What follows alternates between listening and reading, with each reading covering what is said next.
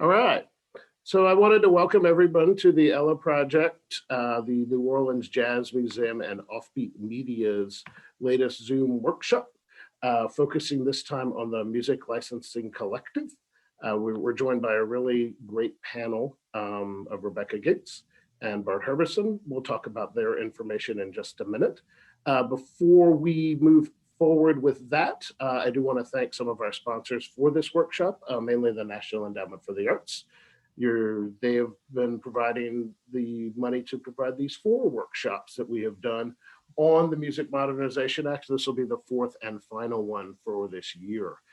This is being recorded. The previous 2 workshops, one that dealt with collecting royalties and one that dealt with sync licenses and licensing music for film and television, are available on our website and also on our YouTube channel. If anyone ever wants to check them out, this video will be there as well as we move on. Just to give you a little bit of information about our organization, the Ella Project is a nonprofit based here in New Orleans, Louisiana. We're a pro bono legal services provider. We do a lot of arts business programming similar to this workshop today, and we do cultural advocacy. We are a multidisciplinary organization, but certainly because of New Orleans and the strong music community that we have here, we have a lot of work that we do in music. For our legal programming, it's overseen by my partner, Ashley Keaton. Ashley is on the Zoom. We're thrilled that she is able to join us. I know that a lot of y'all have come through our legal program before and know that that continues to thrive and be available, and we want to make sure that we can provide y'all with all that information as well as information for items like this. So I think at this point, we're going to go ahead and get started. I'd like to tell you a little bit about our 2 presenters that we have today. We're going to start with Bart Herbison.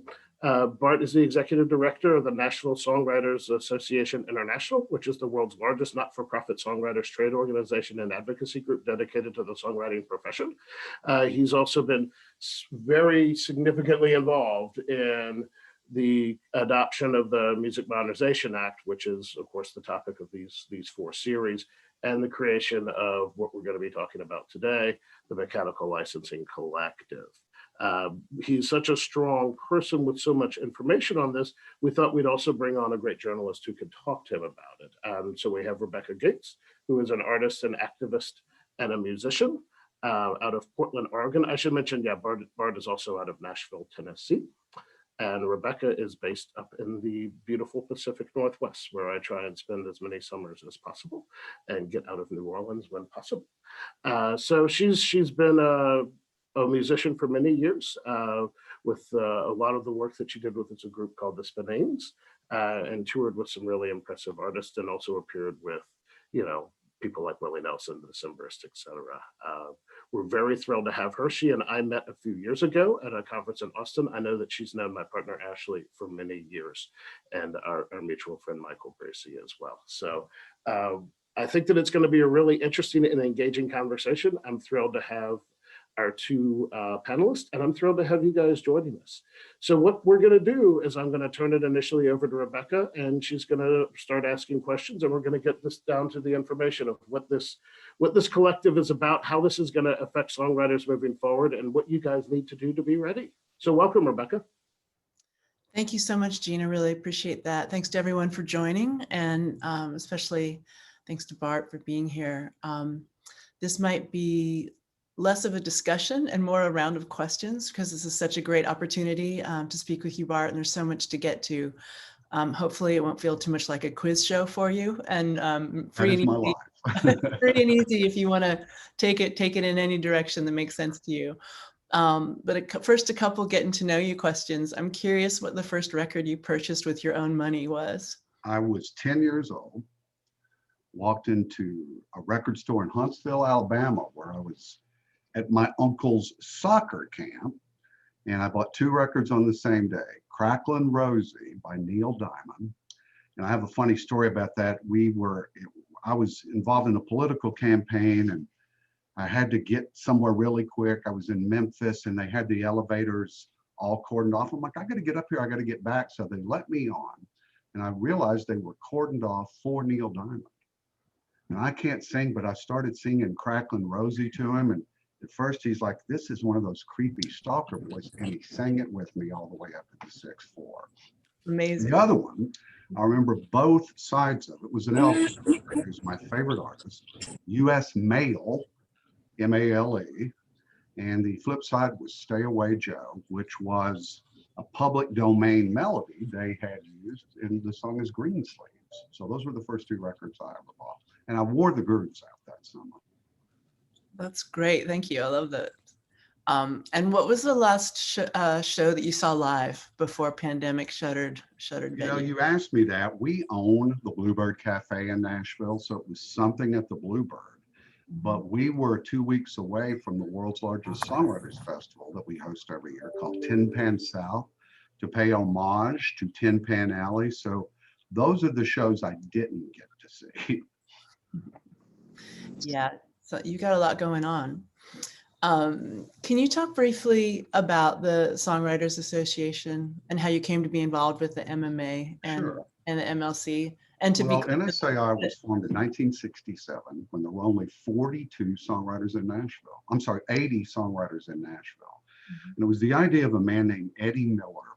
He wrote the great country standard, Please Release Me, Let Me Go. And Eddie convinced 41 others. And it was a career risk because anybody from the record labels to the music publishers, they didn't want to see the songwriters organized. But Mary John Wilkin, Chris Christopherson, Danny Dill, Eddie Miller formed it. And our very first battle, if you will, was to convince record labels to put the songwriter's name on the record underneath the artist. It happened some, but it was not an industry practice. We had to get publishers involved too to get the label copy over there, because back in those days, you could cut a song and the record would be out in a week. And we managed to do that in 1970, and it sort of cemented us as the organization that stood. I got involved because for the 10 years previous to me taking this job in 1998, I worked on Capitol Hill for the US Congressman from Nashville.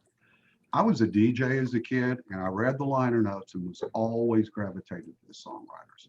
A guy in my hometown I grew up with became a famous songwriter. So I had been there about a week, and part of my deal with the congressman, initially I was his press secretary. Eventually I got promoted to run his campaigns and all of his offices, but I said, if I could do the music issues. He said, Bart, somebody else does that. And I said, well, and so the very first meeting I took was with the Nashville Songwriters Association. And I don't think it went well for them because I don't remember what they said. I kept going, you do what? You represent songwriters? And I said a little prayer that day for that to be my next job. And 10 years later, it was my next job. And that was 23 years ago. Great. And then in your process of being part of the Songwriters Association, you've gotten involved in, and there's so many acronyms in music and in this conversation, but the Music Modernization Act, which is the MMA, and then the Music Licensing Collective, which is MLC. So many, many, many groups worked on the Music Modernization Act. And, you know, some have taken credit they don't justly deserve. The lead organization was the National Music Publishers Association, because if the publishers didn't go along with it, we weren't going to have a collective. I would rank us second. You know, a lot of people have a day on the Hill. NSAI has always been more organic. And the year before we passed it, we spent 110 days on Capitol Hill with songwriters. We had tried to pass a form of that legislation, Rebecca, since, well, it started really in 2003, but we obviously, the bill was mainly for songwriters. There were some things in there for artists and others, but, you know, we helped every part of it, from drafting the language to getting it passed. And out of that, the Music Licensing Collective is born. How do you describe the MLC in one sentence or two? It will do for mechanical royalties for songwriters what ASCAP, BMI, CSAC, and GMR do for your performance royalties. Great.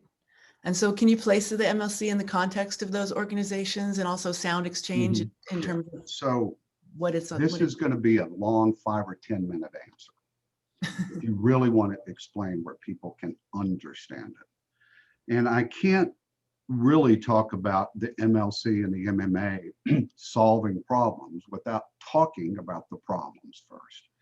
So a little bit of history. There are 3 licensing royalty income streams for American songwriters. Performance royalties, wherever your songs perform. Mechanical royalties, which traditionally were for sales of physical product. And then synchronization, which is the only thing not under ridiculous government rules. Mechanical royalties are called mechanical royalties because in 1909, Edison had recently recorded sound. And Congress realized they had to change the American copyright law, which was really geared for sheet music, to accommodate this wonderful new device. And it's called mechanical royalties because Congress tied it to the price of mechanical player piano rolls. They determined, and let me digress again. I think most of you know that there are 2 copyrights. There's the song you write, and then there's the record somebody makes of that song. And if 100 different people make versions of your song, there's 100 different sound recording copyrights. Individual copyright for everybody that records it, even if you record your own song. But on the songwriter part, we were outmanned, and we have come to a different place with record labels, but then we got swamped by the record labels. The only person I can find in history that even spoke about songwriters was John Philip Sousa, that guy, and nobody really listened. So Congress let the sound recording be negotiated in the free marketplace. Record labels could set any price they want. If they didn't want to license the song, they didn't have to. But Congress established a 4-point test at that time for mechanical royalties. And to boil it down, it said the government will set your rates. How's that going to work for us? And they still do. They said you can only pay that songwriter so much that a person who purchases a mechanical player piano roll won't notice a price increase. What the hell does that mean? I still don't know what it means. And then maybe the most villainous of all, it was compulsory, Rebecca. Once you allowed anybody to record your song and you granted that first use license, anybody could record it. Whether it was some political group that you eschewed all the way to anything, as long as they paid that royalty. And we got a penny. Songwriters got 1 penny for every song put on those mediums, back then wax cylinders and soon to be 78 RPM records, split by all the co-writers. And they didn't get a pay raise until 1978 when it was raised to 2 cents. So in the performance side, those rules that we operate under today, ASCAP was the only performing rights society in America. They licensed mostly live venues, Broadway, places that had pianos, whatever. And then radio comes along in 1939. Radio, KDKA is the first station in Pittsburgh, Pennsylvania. Then it turns to 15, then 1500. And how are we going to license those? So ASCAP says we'll do it. And Congress set some initial rules, and basically they took a % of revenue. But in 1941, they get a competitor, BMI. I'm sorry, it's been about 1939. It's World War II. And I find this really interesting. And there was a little bitty, I've been in that dark dungeness room at the US Department of Justice, a little branch called the Antitrust Division, who had an important job at wartime. And that was to make sure there were no monopolies and no price gouging. You and I, Rebecca, own the only 2 steel companies in America. Their job was to make sure we didn't raise prices 10,000%. So it was to make sure that you were competitive. Somebody reads in the paper, and let's remember this little division's now got hundreds of people because it's wartime. And somebody reads that BMI has been formed to compete with ASCAP. Quickly, they're both put under ridiculous consent decrees. The rules are a little different, but they essentially did the same thing. They ensured a race to the bottom in songwriter royalties.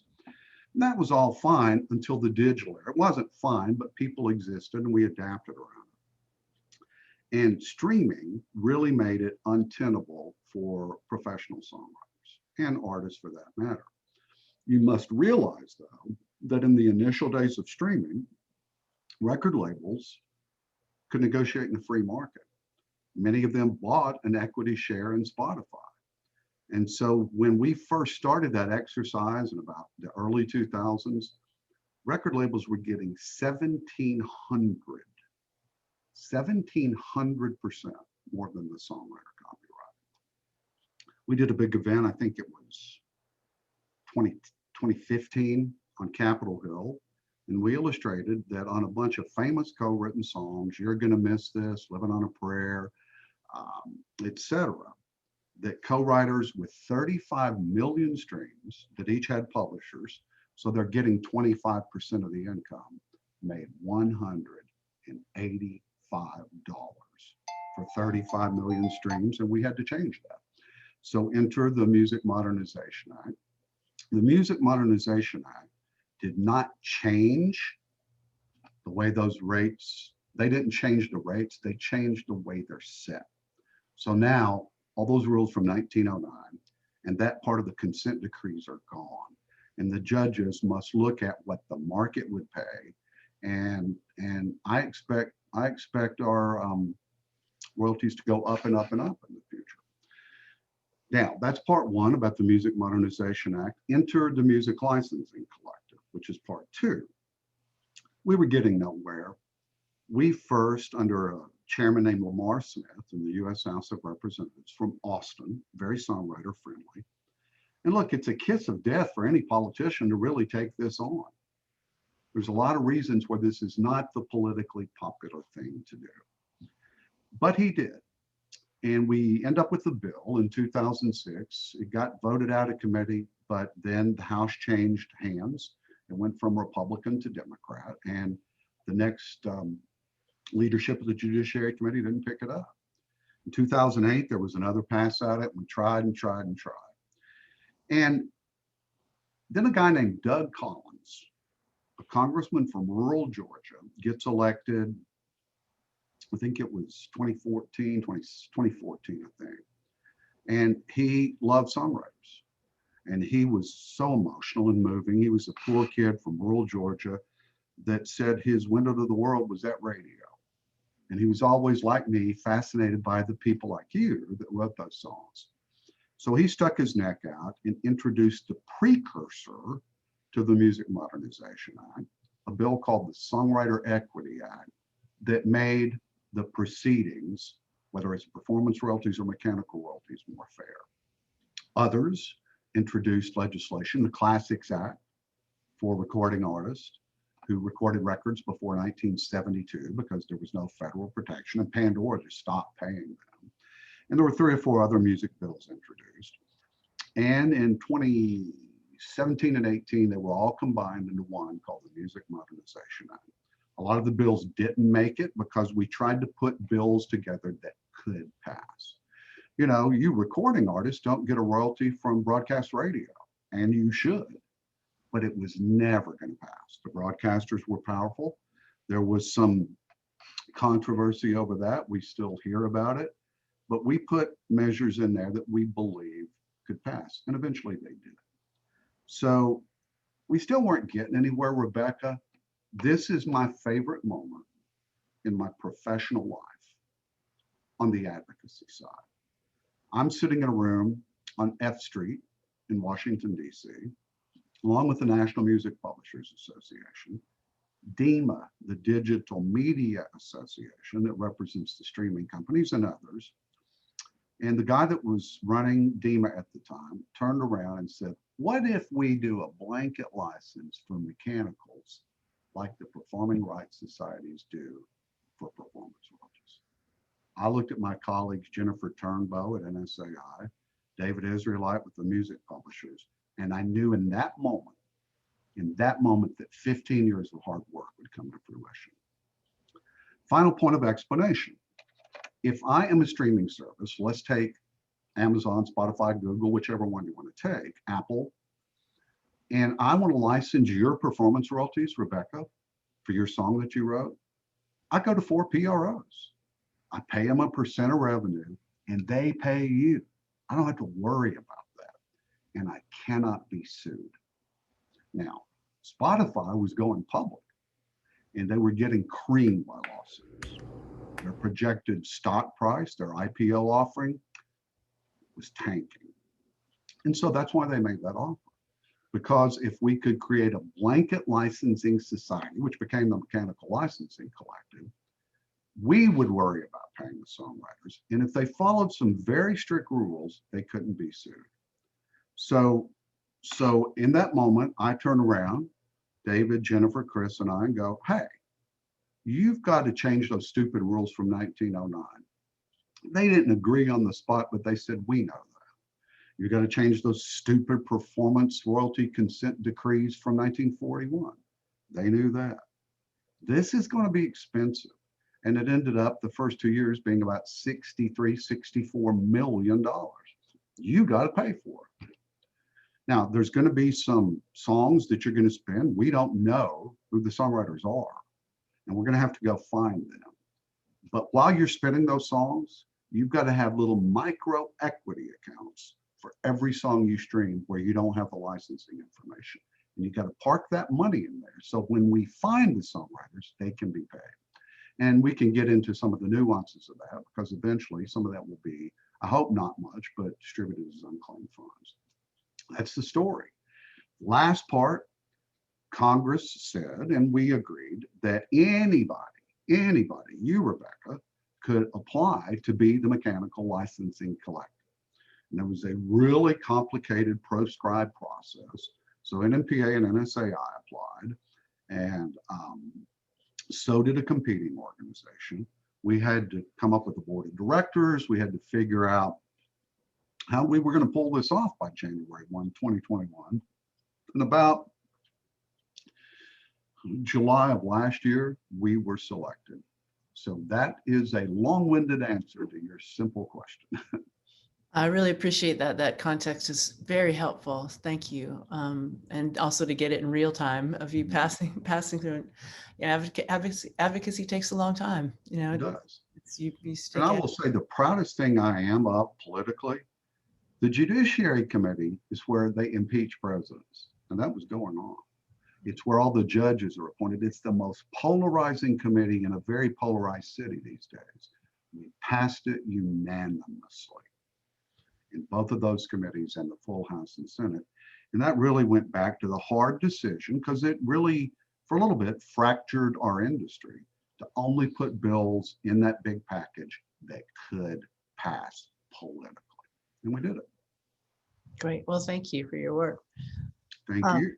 And so just to be super clear, this is only for songwriters and anyone who represents them in terms of a publisher. So we're not talking about players, we're not talking about performers, recorded things, specifically about that license, right? So songwriters, and I'm going to be a little redundant here, join a performing rights society for your performance royalties.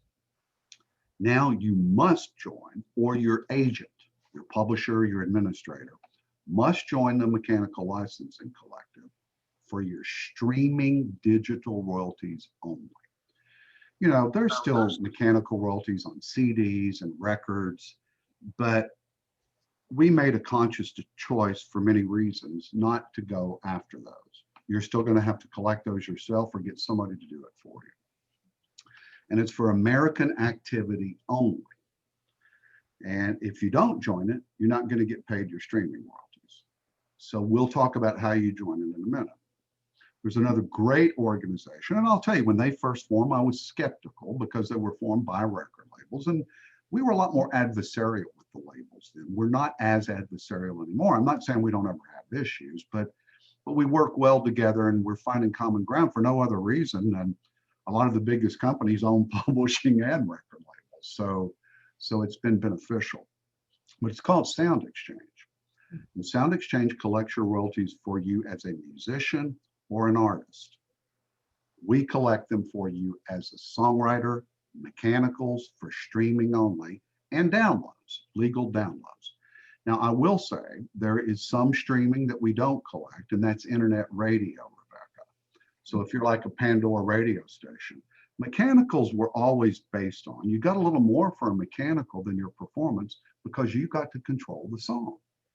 You got to play it over and over like I did Cracklin' Rosie. I literally burned the grooves out of that song. And so that's what we do and why we made that decision to do it. We don't collect physical product. We don't collect anything for artists, and we don't collect outside the United States. Cool, and the authority for the organization is from the Copyright Office. Is that correct? Like you're actually given authority by the government the same way sound. That's correct. And we have to be reauthorized every 5 years. And that was a great process. And look, there have been a lot of, I like to be politically correct, but there's a lot of misinformation out there. And a lot of it is coming from the organization that wanted to be the MLC and they weren't picked, and from those aligned with them. You know, I think that I allege that. So it's complicated, but what was your exact question again? I got a little bit off on a tangent. No, just confirming, just in terms of clarity, that like that the actual so the MLC process was is authorized to do the work by the government the same way. Sure, sound sure. you're like that. So that's the oversights by the Copyright Office. We have 3 or 4 rulemaking proceedings going on right now. I'm on the phone or a Zoom with the Copyright Office probably 3 or 4 hours a week, the MLC is, and so are the digital companies, and so are others. But here was the process. The 5 largest music publishers at any given time automatically get seats on this entity, and they should. Some people don't agree with that. I don't care, because they get 80% of the money rolling through the MLC goes to them. So they've got a vested interest in it. 5 smaller music publishers are elected by smaller music publishers. And 4 songwriters are elected by the songwriters on that board. There's a nominating process where NSAI, Songwriters of North America, SONA in Los Angeles, and Recording Academy nominate, and the songwriters on the board choose. They are rotated. There are 2 really important committees by statute, the Unclaimed Funds Committee and the Dispute Resolution Committee. And those are populated half by music publishers and half by songwriters. We had to do that. We did that first. Then there was this lengthy application process where essentially we had to explain what we thought it would cost and how we would be the best organization to run it and be able to turn it on, what is it now, in less than 3 weeks, because it's a big, big job. Imagine creating ASCAP in a year and a half. So we had to do a lot of that, the board did, before we hired the staff, and most of that was in NMPA, the music publishers, and NSAI. It's been a great group, and I'm proud to be a part of it, but that's how we got chosen. Great. I have one more. I'd like to make sure and get into some questions that are specific to artists and songwriters.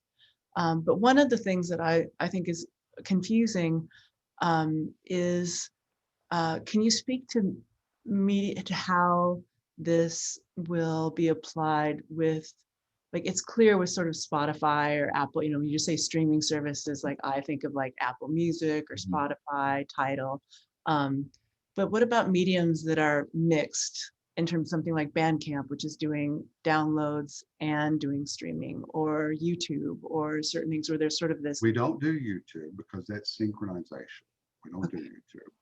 I'm not that familiar with Bandcamp, and I thought there were, I thought I could count the streaming companies on all my fingers and toes, but we've learned, I think there's a couple hundred.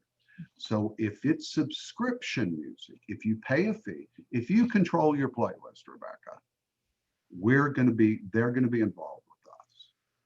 If you legally download, and this is United States only, the MLC will administer all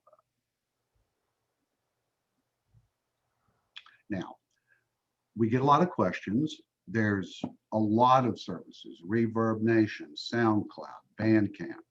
And I get questions, are they going to do this for me? Are they going to go register my songs?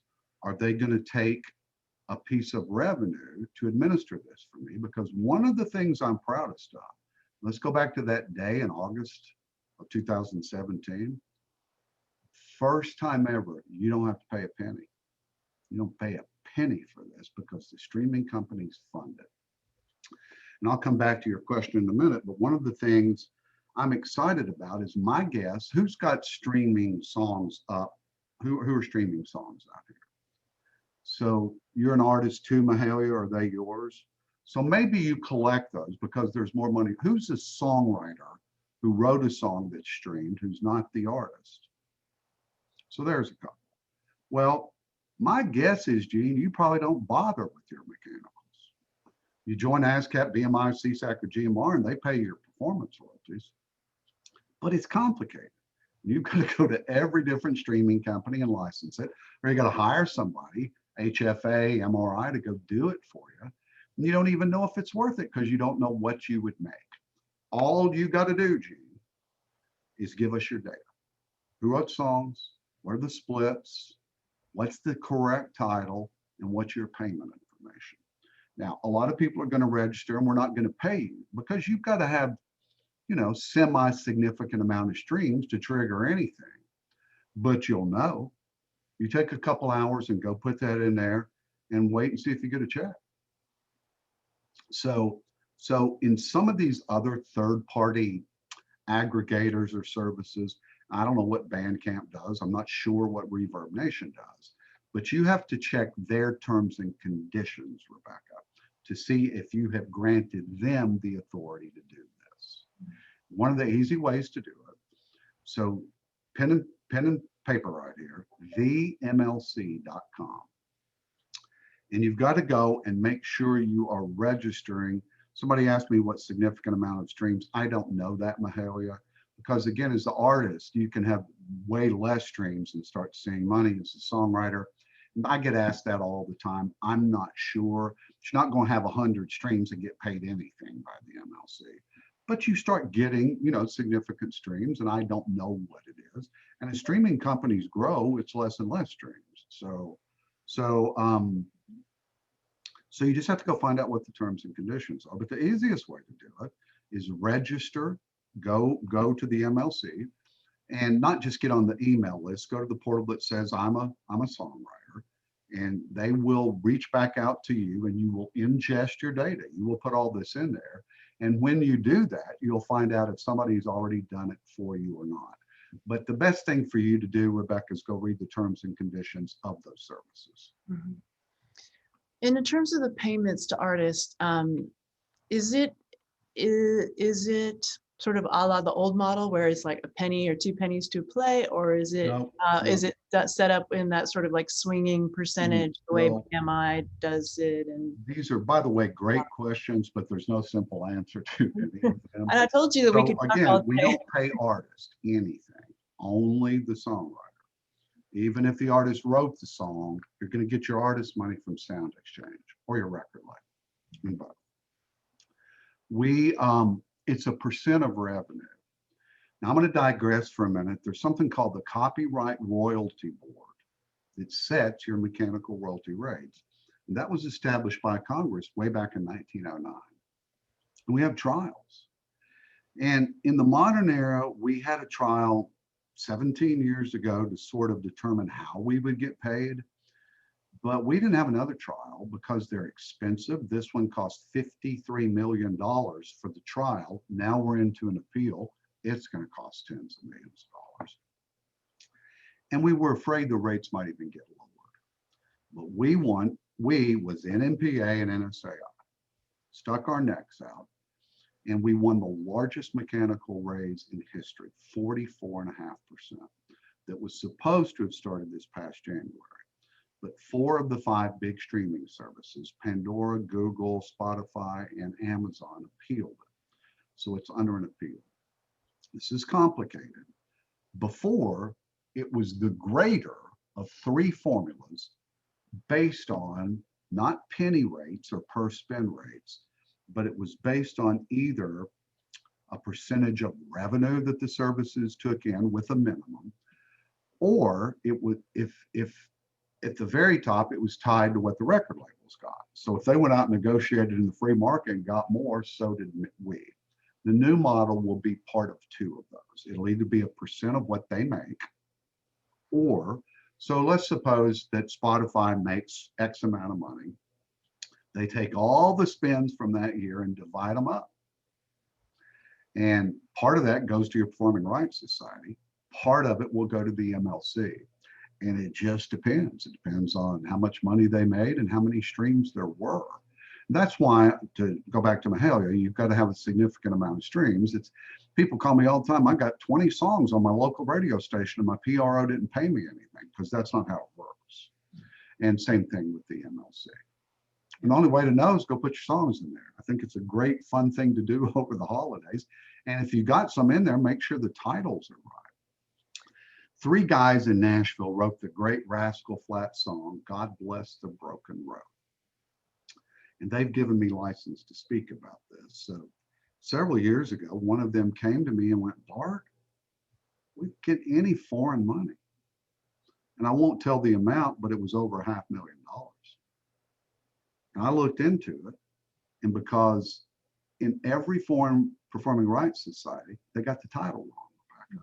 Blessed a Broken Road, The Broken Road, Blessed a Broken Road, comma, God. They straightened their titles out and they got paid.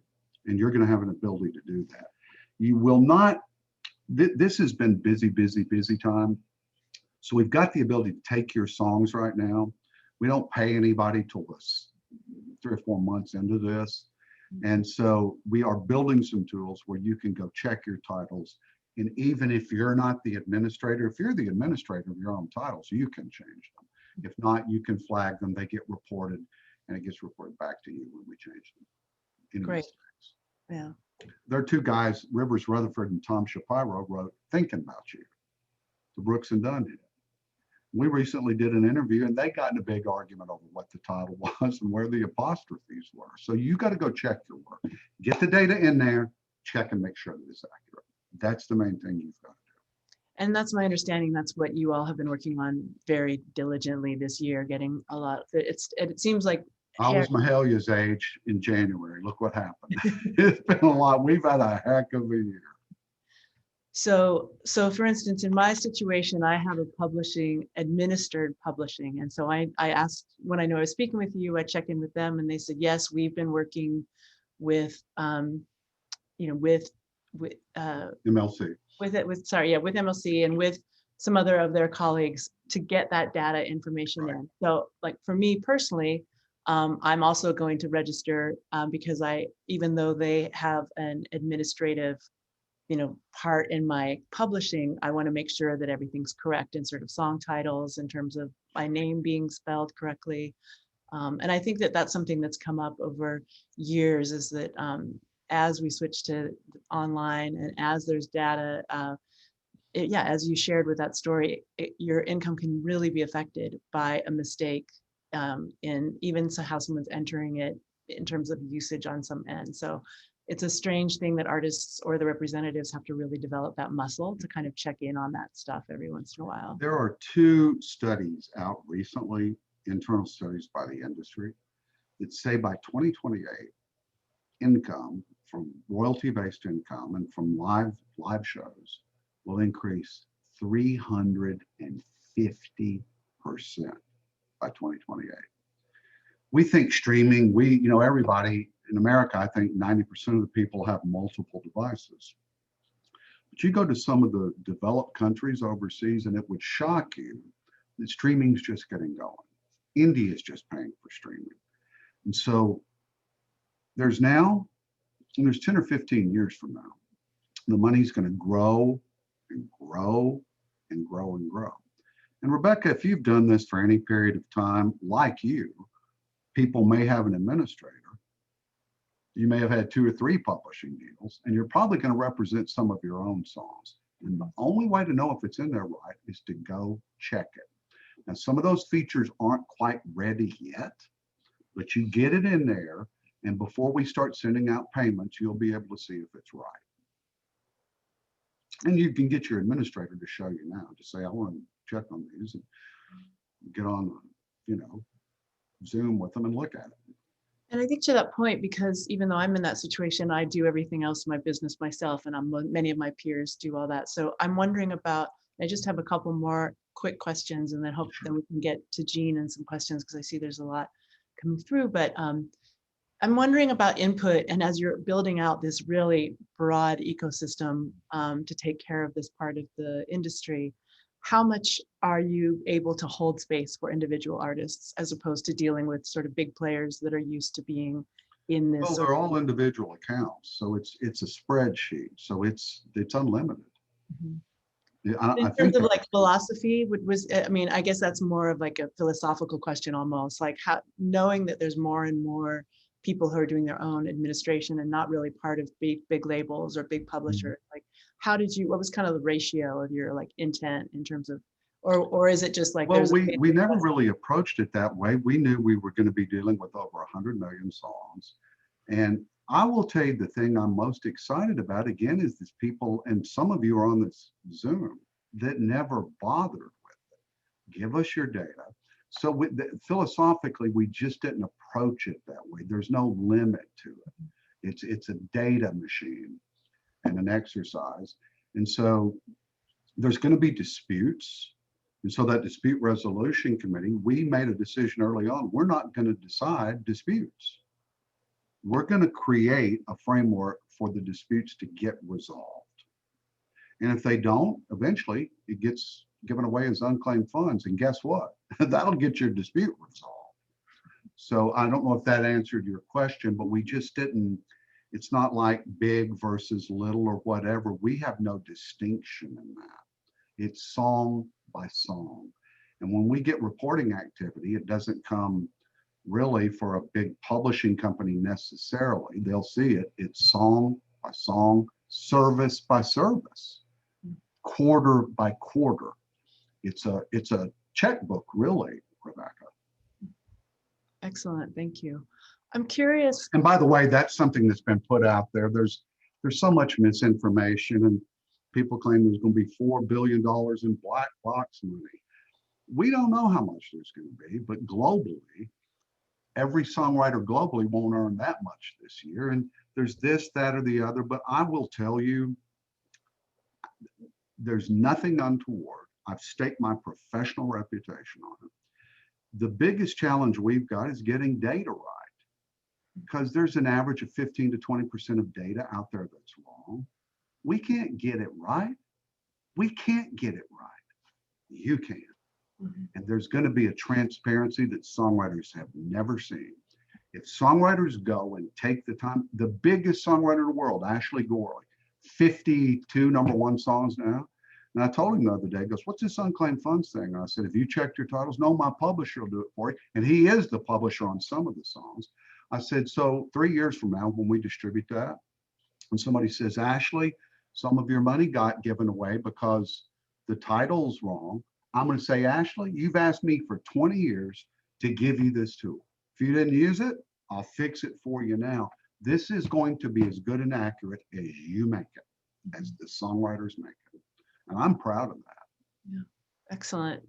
But to that point, how are you looking at, how are we reaching people, how are we reaching songwriters who are off computer? How are we reaching that sort of feeling the digital divide with legacy artists? And also, is there a role in musicians who are computer, have that access, online access, and have some literacy around how it's working? Sure. Well, let's remember this is broaden your reach. Sure. Let's remember this is for streaming only. And we are navigating now with the streaming services themselves to reach out to you. We are navigating right now with the PROs to reach out to you. We are navigating now with the Reverb Nations, everybody. So I think a lot of inboxes are going to get crammed. But I think also there's somebody in the New Orleans community, I don't know them, you do. And I really do believe word of mouth, and it's a challenge, Rebecca. And we've done a lot, and it will never end, because there's a lot of songwriters out there, especially those that are out gigging for a living, that aren't going to bother with this. So we just got to be relentless. And I don't know if that answered your question. There's no one boom. It's a million different big and small ways, and it's ongoing. But the way we're going to reach the most people is through the resources that I mentioned. Well, thank you. I could, as I said, I could talk with you for hours, but I'll pass it over to Jean. I got the afternoon free. So. Okay, well, you watch out. Jean, you have some questions that have come in? We do. Thanks, guys. This has been really informative so far. Looking at one of the questions that just came in, any suggestions for folks who stream internationally? It's country by country, Gene. We deal with American activity only. And that's tough. It's hard. And what I do believe, I think over time, this model we've established is going to propagate globally. The transparency, the self-empowerment, the blanket license for mechanicals. There is no other blanket mechanical license, certainly not like this. So if we do this right, and I believe we have, hopefully that will change. But right now it's country by country, and the rules are different, country by country, territory by territory. Excellent, excellent. Next, probably not the answer you wanted, but that's the answer. So next question that came in, does the MLC relieve record labels who have been paying mechanical royalties on digital downloads from continuing to do that? So we handle digital downloads in some instances, but there can also be direct deals. If you want your label to do it for you, look, we are preaching the message, marketplace empowerment. So the answer is it depends. You got to ask your record label. And it's contractual at that point, Gene, because some artists may want the record label to do it for them. It depends. But we certainly will do it for everybody that wants us to do it. So actually this question is from someone who works for a label. So if that, and Braden, if you want to type in anything else so that you need more clarity on that, we can take that. Well, we wanted to leave the option for direct deals and that sort of thing. So it's going to be label by label and whatever your agreement is with your artist. Very good. I appreciate it. Next, and I don't know who that is, but that's the artists need to get informed and make sure that's what they want any record label to do. And I speak more about major record labels than I do independents. Excellent. So next question that came in was from Scott. So to clarify, you organize the catalog by the title and not the ISRC? And codes are put in there. They do put codes in there. I was just trying to give you the simple explanation. But look, you can go there. There is a downloadable sheet for you to start getting your data ready to do this.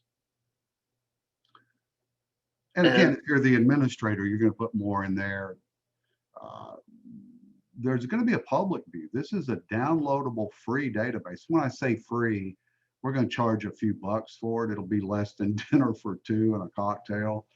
But yeah. A question, a follow-up there. You recommend registering titles with all possible avenues, even though there may be redundancies. Example: ASCAP, Sound Exchange, MLC, and distributors that claim to collect on your behalf, CD Baby, Bandcamp, etc. I don't know if I understand that question.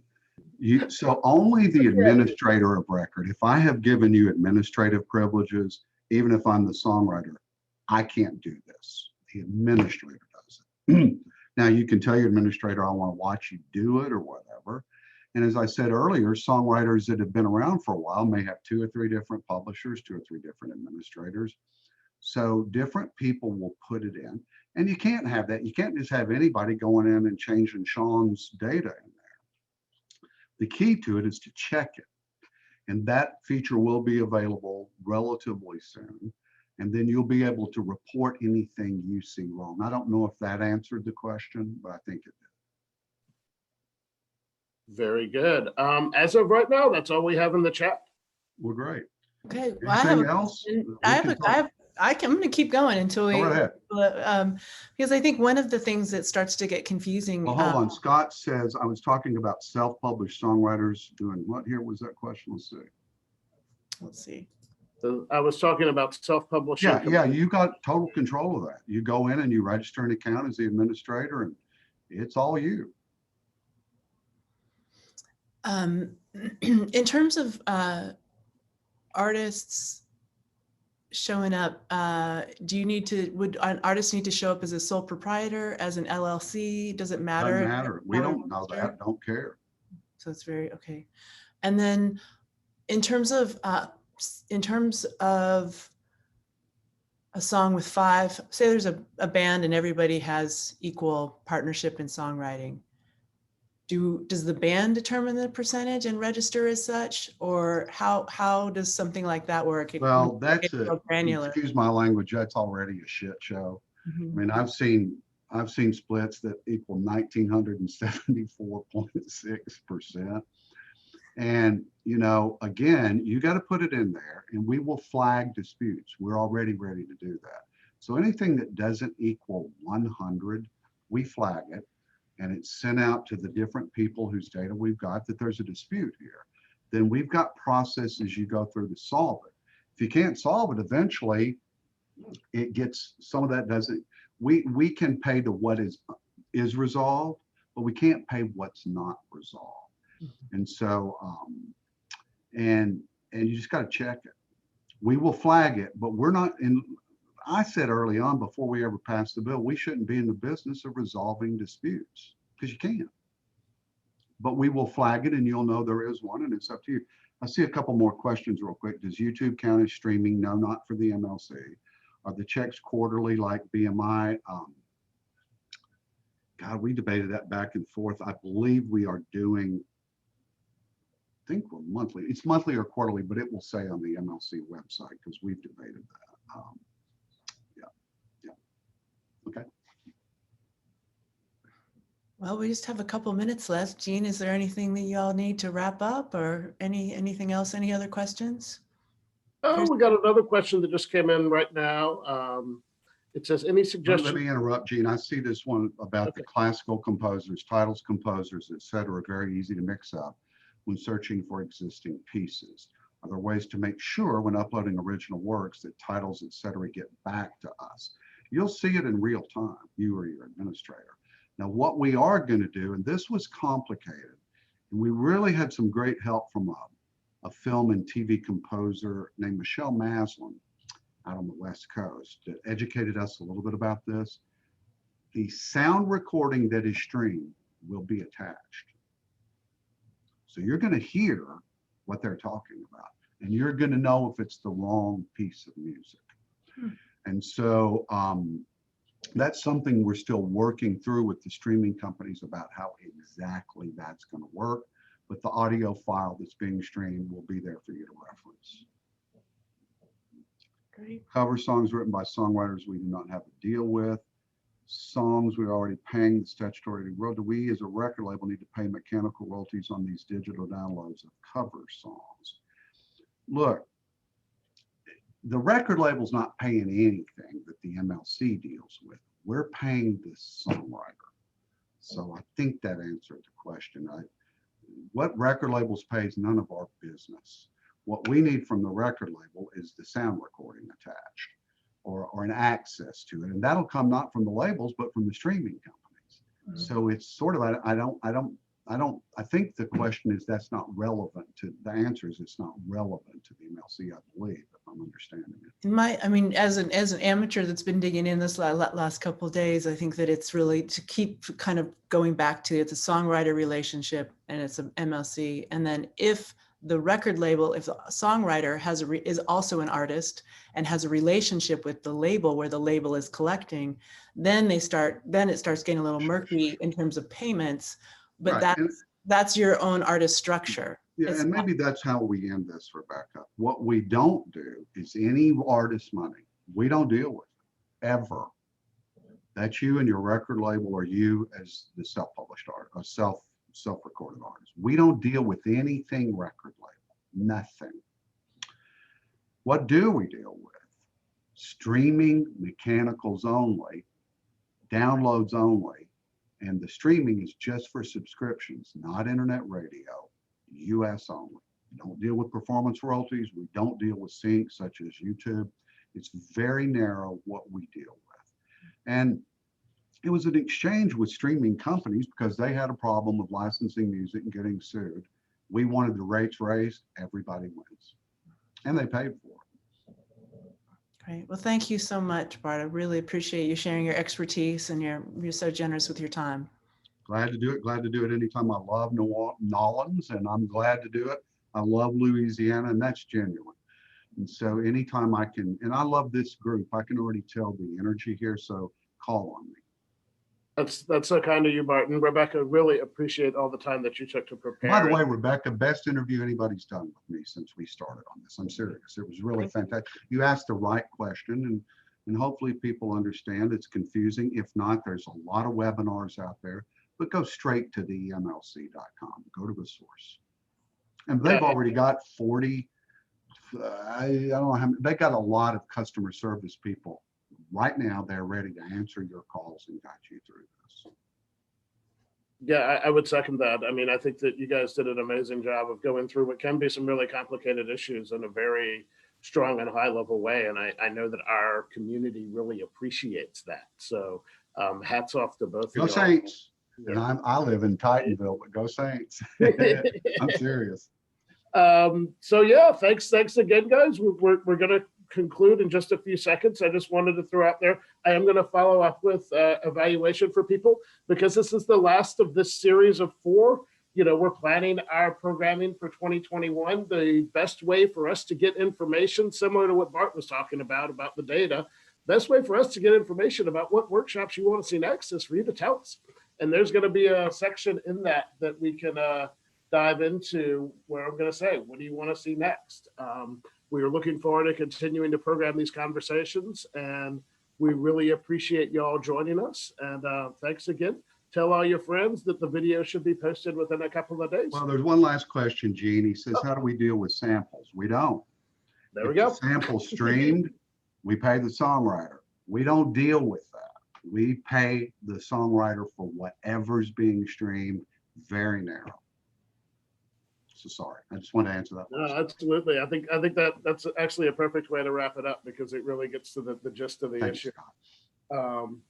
So thanks everybody. Y'all enjoy the rest of your day. Cheers again to Rebecca and Bart, and everyone take care. Thank you, Rebecca. It was great. Thank you, Bart. Thank you, Jean and Ashley and everyone. Thanks to everyone. Gene, I want to get a copy of that whenever you can. It'll be on